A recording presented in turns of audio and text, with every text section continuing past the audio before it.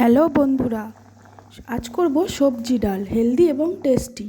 বাচ্চারা সবজি খেতে না চাইলে এইভাবে বানিয়ে দিন সবজি ডাল।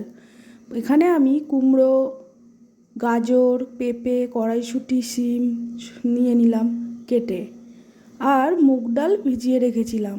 আপনারা চাইলে মসুর ডাল দিয়েও করতে পারেন।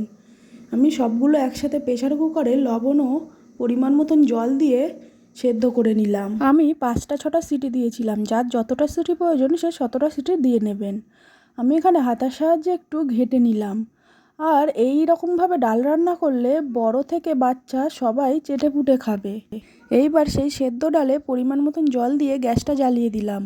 আর অন্য একটা কড়াইতে সর্ষের তেল গরম করে তার মধ্যে শুকনো লঙ্কা, 5 ফোড়ন আর পেঁয়াজ ফোড়ন দিয়ে দিলাম। এবার একটু ভাজা ভাজা করে নেব। আমি তো এখানে একটা শুকনো লঙ্কাই ফোড়ন দিয়েছি, যেহেতু আমার ছেলে খাবে আমি একটা করেই দিই। আপনারা তো দেখেছেন আমার ছেলে কতটা ছোট, ওই একটা শুকনো লঙ্কা ফোড়ন দিলে ও ডালটা খেতে পারে।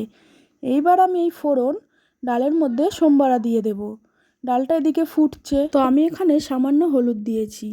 তো এইভাবে ডাল রান্না করে বাচ্চাদের দেবেন, এটা স্বাস্থ্যের পক্ষে খুবই উপকারী। আর বাচ্চারা খেতেও পছন্দ করবে, যে বাচ্চা সবজি খায় না সে বাচ্চাও খাবে। ধন্যবাদ।